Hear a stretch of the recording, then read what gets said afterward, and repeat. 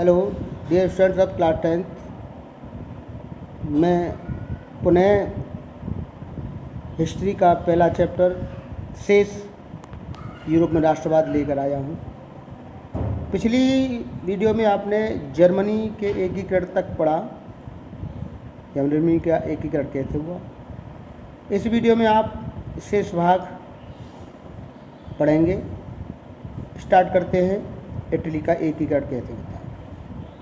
Germany की तरह Italy भी राजनीतिक विखंडन का एक लंबा इतिहास था। इटली अनेक वंशानुगत राज्यों तथा बहुराष्ट्रीय हैब्सबर्ग साम्राज्य में बिखरा हुआ था। 19वीं सदी के मध्य इटली 7 राज्यों में बटा हुआ था, जिनमें केवल एक सार्डिनिया पीडमांट में केवल एक इतालवी राजघराने का शासन था। 7 में से केवल एक। उत्तरी भाग ऑस्ट्रिया हैब्सबर्गों के अधीन था। मध्य इलाकों पर पोप का शासन था। दक्षिणी क्षेत्र में स्पेन के पूर्व राजाओं के अधीन थे। इस प्रकार उन राजाओं के ये शासन थे 7 पर। इतालवी भाषा में ने भी साझा रूप हासिल नहीं किया था। अभी तक उसे विविध क्षेत्रीय और स्थानीय रूप मौजूद थे। क्या होता है 1830 के दशक में जोसेफ मेस्सी ने एकीकृत इतालवी गणराज्य के लिए एक बहुत अच्छा कार्यक्रम प्रस्तुत करने की कोशिश की थी।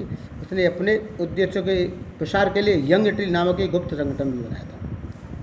1831 और 1848 में क्रांतिकारी वृद्धियों की असफलता हो गई और इसके जरिए इतालवी राज्यों को जोड़ने की जिम्मेदारियां सार्डिनिया पीडमांट के शासक विक्टर इमैनुएल द्वितीय पर आ गई। इस क्षेत्र के शासक अभिजात वर्ग की नज़रों में एकीकृत इटली के लिए आर्थिक विकास और राजनीतिक प्रभुत्व की संभावना उत्पन्न करता था। एक प्रमुख मंत्री उनका प्रमुख काबूर, जिसने इटली के प्रदेशों को एकीकृत करने वाले आंदोलनों का उसने नेतृत्व किया, यानी जो आंदोलन किए थे उसका उसने नेतृत्व किया। किसने? काबूर ने। न तो वह क्रांतिकारी था और न ही वह जनतंत्र में विश्वास करने वाला था। ठीक है। इतालवी अभिजात वर्ग के तमाम अमीर और शिक्षित सदस्यों की तरह वो इतालवी भाषा से कहीं बेहतर फ्रेंच बोलता था। फ्रांस में सार्डिनिया पीडमांट की एक चतुर कूटनीतिक संधि, जिसके पीछे काबूर का हाथ था, से सार्डिनिया पीडमांट 1859 में ऑस्ट्रेलिया बलों को हरा पाने में कामयाब हो जाता है। इसके बाद क्या होता है 1860 में वे दक्षिण इटली और 2 सिसिलियों के राज्य में प्रवेश कर गए और स्पेनी शासन को उठाने के लिए स्थानीय किसानों का समर्थन पाने में सफल रहे। 1861 में क्या होता है इटली का एकीकरण हो जाता है और इमैनुएल द्वितीय को इटली का राजा घोषित कर दिया जाता है। तो ये थी इटली के एकीकरण की। अब थोड़ी सी हम ब्रिटेन के बारे में जानकारी लेते हैं। ब्रिटेन की अजीब दास्तान क्या थी? कुछ विद्वानों ने तर्क दिया है कि राष्ट्र राज्य का मॉडल या आदर्श ग्रेट ब्रिटेन है। ब्रिटेन में यह राष्ट्र राज्य का निर्माण अचानक कोई उथल पुथल नहीं था कि अचानक कोई उथल पुथल होगी। ये क्रांति का परिणाम नहीं था, ये एक लंबे चलने वाली पहले से ही प्रक्रिया का नतीजा था। 18वीं सदी के मध्य ब्रितानी राष्ट्र था ही नहीं। ब्रितानी देशों में रहने वाले लोग अंग्रेज, वेल्स, स्कॉट, आयरिश की मुख्य पहचान निर्यातीय थी। इन सभी जाति समूहों की अपनी सामूहिक सांस्कृतिक राजनीतिक परंपराएं थी। लेकिन जैसे जैसे आंग्ल राष्ट्र की धन दौलत, अहमियत और सत्ता में वृद्धि हुई, दूसरों में अन्य राष्ट्र अपना प्रभुत्व बढ़ाने में सफल हुआ। एक लंबे टकराव और संघर्ष के बाद आंग्ल संसद ने 1688 में राजतंत्र में से ताकत छीन ली थी। इस संसद के माध्यम से एक राष्ट्र राज्य का निर्माण हुआ, जिसके केंद्र में इंग्लैंड और स्कॉटलैंड के बीच एक्ट ऑफ यूनियन 1707 में United kingdom of the Britain का गठन होता। इस प्रकार इंग्लैंड के बारे में जानकारी थी। अब आता है राष्ट्र की दृश्य कल्पना। एक राष्ट्र की कल्पना की है दृश्य के द्वारा, चित्र के द्वारा। किसी शासक को एक चित्र या मूर्ति के रूप में अभिव्यक्त करना आसान है, किंतु एक राष्ट्र को चेहरा कैसे दिया जा सकता है? 18वीं और 19वीं सदी में कलाकारों ने राष्ट्र का मानवीकरण करके इस प्रश्न को हल कर दिया। दूसरे शब्दों में हम कह सकते हैं उन्होंने एक देश को कुछ यूँ चित्रित किया जैसे कोई व्यक्ति हो।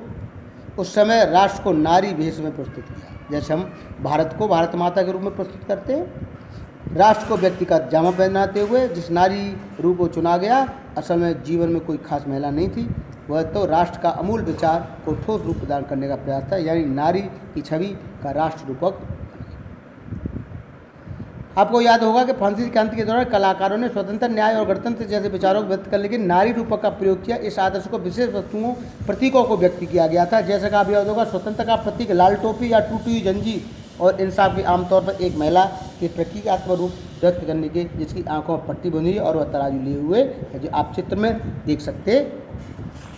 अब मैं प्रतीकों के मायने के बारे में बताने जा रहा हूँ। प्रतीकों के क्या अर्थ थे।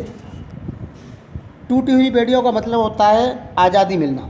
जैसे कोई बंधन बना हुआ होता, वो उसकी रस्सी खुल जाए तो इसका मतलब हुआ वो आज़ाद हुआ, इस प्रकार। और टूटी बेड़ियों का मतलब होता है आज़ादी मिलना। बाज, छाप, कवच जर्मन साम्राज्य का प्रतीक, शक्ति का प्रतीक है वो। बलूत पत्तियों का मुकुट यानी बहादुरी का उसमें प्रतीक माना गया। तलवार यानी हम मुकाबले के लिए तैयार। तलवार पर लिपटी जैतून की डाली शांति की चाह, यानी हम शांति चाहते हैं।